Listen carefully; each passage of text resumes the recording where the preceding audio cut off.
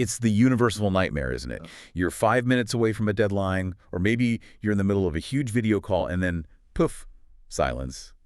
The video freezes, the internet is gone. It's that feeling of just total helplessness. Most people, they just stare at the router lights, maybe unplug it, plug it back in, and just hope for a miracle. Yeah, it's basically digital superstition at that point. It really is. Right. We treat the router like some kind of mysterious black box.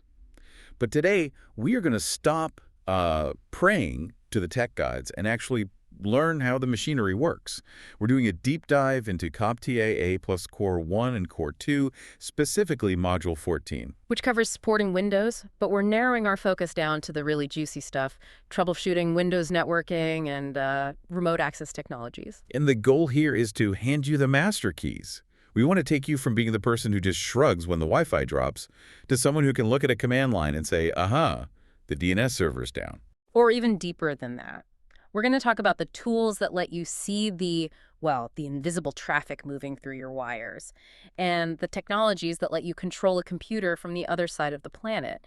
It's about understanding the digital heartbeat of the network. I like that, the digital heartbeat. So let's open up the detective's toolkit. Scene 1, the internet is down. You've got that little yellow triangle of doom in the corner of your screen. You open the command prompt. What's the very first tool you reach for? The first step is always to establish your identity. You need to know who you are on the network before you can figure out why you can't talk to anyone else. So you type ipconfig. This one seems pretty standard. It gives you your IP address. We can see the basics, yeah. Your IPv4 address, subnet mask, default gateway. That gateway is almost always your router. If you have those three, you know you're at least talking to the local hardware. But if you're actually troubleshooting, the basic command just isn't enough. You need the full dossier. You need ipconfig all. I've seen the output of that. It's just a wall of text. It feels like reading the Matrix. It can be overwhelming, sure, but you have to know what you're looking for. It lists every single network adapter. Your Wi-Fi, your Ethernet, even virtual ones for software you installed years ago. And crucially, it shows the physical address, or MAC address, for each one. That's the permanent ID stamped on the card. So that's the fingerprint. Correct. But more importantly for troubleshooting, all tells you about DHCP and DNS. It tells you where you got your IP address from, and this is where you have to play detective. There is a specific IP address pattern that if you see it, means you are in big, big trouble. Is it the one that starts with 192? No, 192 is usually fine. That's a standard home network. The number you should be terrified of starts with 169.254. 169.254.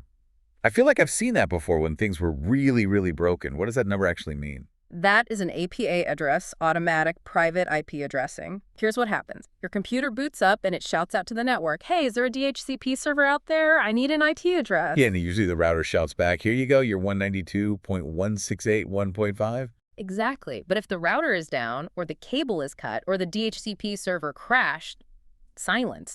Your computer is screaming into the void and hears nothing. So eventually, it gives up and assigns itself an address, starting with 169.254. So it's like a fake ID. In a sense, yeah. Yeah. It lets the computer talk to other computers on the same little island that are also failing, but it cannot get to the internet. It has no gateway.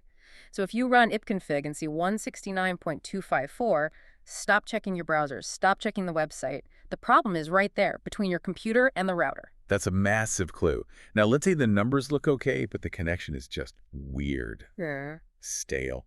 I know ipconfig has some reset switches. It does. You can force the issue. Ipconfig release tells the server, I don't want this address anymore, and drops it.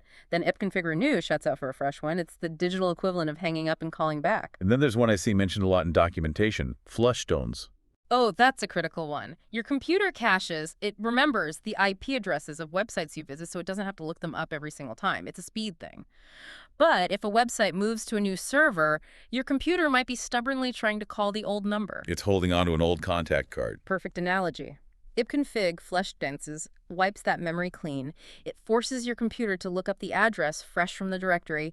Great first step when you can't reach one specific website, but everything else seems okay. Okay, so we know who we are. Now we need to see if we can reach the outside world. We need sonar.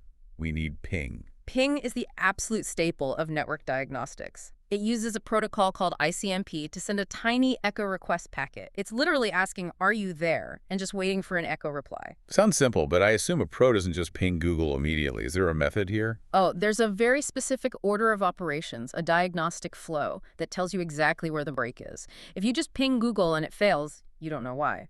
So, step 1, you ping 127.0.0.1. The loopback address. Yes, you are pinging your own network card driver. You aren't even touching the wire yet. If this fails, your hardware is probably broken, or your TCP/IP stack in Windows is corrupt. It's an internal problem. Okay, so if that works, my computer is healthy. Step 2. Ping your own assigned IP address, the one you found with ipconfig. This proves your network card is communicating with the system properly. Then, step 3, ping your default gateway. The router. Right. If you can ping yourself, but you can't ping the router, then the connection between you and the router is dead. Maybe the Wi-Fi password changed, maybe the cat chewed the cable, you're isolated. And if I can ping the router, Then you ping a remote host. 8.8.8.8 is a popular one, that's Google's DNS. If you can ping the router, but not Google, your home network is fine, but your service provider might be down. See how it isolates the problem layer by layer? that makes total sense. Instead of guessing, you're narrowing the search radius. Now, what about the error messages? Because sometimes it says request timed out and other times destination host unreachable. Are those the same? Not at all. They give you very different clues. Destination host unreachable usually means your own computer doesn't even know how to get there. It's like looking at a map and seeing a blank space. It's a local routing problem. And request timed out. That means the packet went out, but it just never came back. It could mean the server is down, but very often it means a firewall blocked it. Firewalls are designed to drop packets silently, so a timeout often implies you hit a security wall, not a broken wire. Interesting. So unreachable is I'm lost, and timed out is I'm being ignored. That's a perfect way to put it. And if you're chasing an intermittent problem like a loose cable, you can use the switch, ping a T. The continuous ping. It just keeps pinging forever until you hit Control-C. You can set that running, wiggle the cable, and wait for the replies to start coming back. Very practical. Oh. Okay, moving on. Ping tells us if we can get there. But what if the connection is just slow or dropping? We need a map of the journey. That's tracer traceroute. If ping is checking if the package arrived, tracer is tracking every single post office it stopped at along the way. It shows you every router or hop between you and the destination. Why is that useful for just a regular person? Well, let's say your internet is slow. You run a tracer, you see the first 3 hops happen in like 1 millisecond. That's your local network. Yeah. Fast. Then hop 4, your ISP, jumps to 500 milliseconds. You now have proof that the lag is not your fault. It's your ISP's problem. It's not me, it's you tool. But I've also seen a command called pathping. Sounds similar. It is, and honestly, it's the superior tool if you have a minute. Tracer does a quick snapshot. Pathping maps the route, but then it sits there for a bit, sending hundreds of pings to every single hop in the chain. So it's gathering data over time. Exactly. It calculates packet loss for every router along the path. It turns a quick sketch into a full forensic report. Got it. Now let's talk about names. Computers speak in numbers, IP addresses, but we speak in words like google.com. We mentioned DNS. What if the phone book is just missing pages? Then you need ENS lookup name, server lookup. This tool lets you manually query a DNS server to see if it can resolve a name to an IP. So if my browser says site not found, I can check if it's really gone or if my computer just can't find the address. Right. You type ENS lookup, google.com. If it returns an IP, your DNS is working. If it times out, your DNS server's broken. But there's a deeper use for this that IT pros use all the time, specifically for email. Email, how does that connect to DNS? Email relies on something called MX Records Mail Exchanger Records. These are lines in the DNS phone book that tell the world which servers handle email for a certain company. So if I can't send an email to a client, I can check this. Yes, you can go into ENS-lookup, typeset, type MX, and then query the client's domain. If nothing comes back, it's not your internet. It's that their entire domain doesn't have an email server listed. You've just diagnosed a major problem for them. That's a power move. Okay, last tool in the local toolkit before we start teleporting. This one feels a bit like spycraft.net stat. NetStat is your surveillance camera. Network statistics. It shows you every active connection your computer has with the outside world. Which is kind of scary because our computers are chatting constantly, aren't they? Constantly. Background updates, cloud syncing. Running netstat, A lists all active connections and listening ports, doors that are open, waiting for a connection. But just seeing a list of IPs is hard to parse. I want to know who is talking. Then you need the snitch, switch.netstat-b. You have to run this as an administrator. It lists the actual executable program, the .exe file, that's responsible for that connection. So instead of just seeing port 443 connected to some random IP, I see. You might see chrome.exe, which is probably fine. But if you see, I don't know, randomfile.exe making an outbound connection, that is a massive red flag. Notepad should not be talking to the internet. That's how you catch malware that slipped past the antivirus. You catch it in the act. Exactly. It's the ultimate truth teller. Okay, we've thoroughly diagnosed the local machine. We've checked the ID, the SOMAR, the map, and the surveillance. Now let's flip the script. You're the admin. You're in New York, the broken computer's in London. You need to get inside that machine. We need remote access. And in the Windows world, the heavy hitter is RDP Remote Desktop Protocol. This is the tool built right into Windows, mstsc.exe. What's the experience like? It's a full graphical interface. It looks exactly like you were sitting right there. But there's a very important gotcha with RDP. It's a single user system. What does that mean for the person actually sitting in London? It means they get kicked off. When you RDP into a machine, the local screen goes black or shows a lock screen. You are taking over. It's not a collaboration tool, it's a command tool. Now, I've heard horror stories about RDP security. Is it true that hackers love this port? Port 3389, yes. It is one of the most attacked ports on the entire internet. If you open RDP to the world with a weak password, it's not a matter of if you get hacked, but when. So how do we make it safe? The first line of defense is NLA network level authentication. Break that down. What does NLA actually do? Without NLA, when you connect, the server spins up the graphical login screen and shows it to you. That takes resources. A hacker can just flood the server with requests to see that screen and crash the machine. And with NLA? With NLA, you have to authenticate, prove who you are before the server even starts the graphical session. It's like a bouncer checking your ID in the parking lot before you even get to the front door. Great analogy. So RDP is for taking over. But what if I just want to help my grandma with her email? I don't want to lock her out. Then RDP is the wrong tool. You want remote assistance. How is that different? Remote assistance is designed for support. The user sends an invitation, a file, or a code to the helper. When the helper connects, the user stays logged in. So it's a shared screen. Yes. You both see the mouse, you can chat, the helper can ask for control, but the user has to click yes. It puts the user in charge. Okay, RDP for management, remote assistance for help. But those are both graphical. What if we want to go old school, just the command line? Then we enter the world of SSH Secure Shell. This is the gold standard for managing servers and network gear. It's on port 22. And why do we love SSH? Because it is encrypted. Everything you type, your password included, is scrambled. This was a direct response to the old protocol, which is now the villain of our story, Telnet. Telnet on port 23. Why is it the villain? Telnet sends everything in plain text. Imagine sending your password on a postcard. Anyone listening on the network can just read it. SSH puts that message in a practically unbreakable steel safe before sending it. So rule of thumb. Yeah.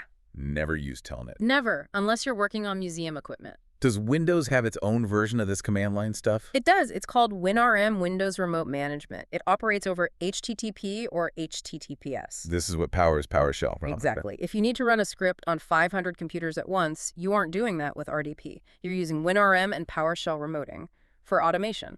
Speaking of different platforms, RDP is Windows. SSH is mostly Linux. What if I have a Mac, a Windows PC, and a Linux box, and I want one graphical tool for all of them? Then you're probably looking at VNC, Virtual Network Computing. It uses port 5900. Is it as good as RDP? It's different. RDP is very sophisticated. It knows how to draw windows and fonts efficiently. VNC is simpler. It essentially just sends pictures of the screen. It works on everything, which is its superpower, but it can be slower and less secure out of the box. So you'd want to run that through a VPN or something? Ideally, yes, Okay. definitely. There's one more acronym in the objectives. SPICE. Sounds tasty. SPICE is very specific. It's for virtual environments. If you're running a virtual machine in a data center, SPICE is the protocol used to see its desktop. Why not just use RDP for that? SPICE has some superpowers for VMs. The killer feature is USB redirection. How does that work? I can plug a USB drive into my laptop right here, and SPICE tunnels that connection so the remote VM thinks the device is plugged directly into it. It bridges the physical gap between you and the virtual machine. That is wild. Okay, we've gone from fixing one computer to managing a few. What if I'm the IT director for a global company? I can't RDP into 5,000 laptops. No, you would never sleep. This is where you scale up to RMM remote monitoring and management. This isn't just a protocol, this is a full platform. Right. RMM involves installing a small software agent on every single computer. That agent sits in the background constantly checking the vital signs, CPU usage, disk space, antivirus status. And it reports back to headquarters. It checks in with a central server. From one dashboard, I can see 3 computers in Tokyo are running low on disk space, and with one click, I can push a script to fix them. It's the God mode of IT. But what about our phones? That's the other side of the coin. MDM, mobile device management. This is what you install when you want to get company email on your phone, isn't it? Usually, yes. It allows the company to enforce security policies. They can require you to have a 6-digit PIN, but it also gives them the ultimate nuclear option, A remote wipe. the remote wipe. If you leave your company iPad in a taxi, the admin can send a signal. The next time that device touches the internet, it nukes itself, deletes all data. Which is terrifying if it's your personal phone, but essential if it holds trade secrets. It's the necessary trade-off. Security requires control. Wow. We've covered a massive amount of ground here. We started with a simple ping just to see if the lights were on, We moved to Tracert to find a blockage. We used NetStat to catch the spies. and then we scaled all the way up to RDP, SSH, and finally the massive RMM systems that run the world. It really highlights the progression, you know? You start by fixing the wire and you end up managing the policy. So here's the so what for everyone listening. Why does this matter if you're not an IT pro? Because it demystifies the magic. When your internet breaks, you don't have to be helpless. You have a checklist. But also, it teaches you respect for the security risks. Understanding that RDP can be a backdoor into your life if you don't secure it. That's knowledge that protects you. I want to leave everyone with a final thought, specifically about that RMM and MDM stuff. We talked about how Netstat-B can see exactly what app is running, and how MDM agents report back to a central server. I think I know where you're going with this. In the modern workplace, the admin has incredible visibility. They can see what software you have, when you logged in, maybe where you are, and they can wipe your device from space. It's true. The line between asset management and employee surveillance is getting very, very blurry. Just something to think about the next time you accept that profile installation request on your personal phone. Yeah. Knowledge is power, but privacy is precious. Couldn't have said it better. Stay curious and stay secure. Thanks for diving in with us. Catch you on the next one.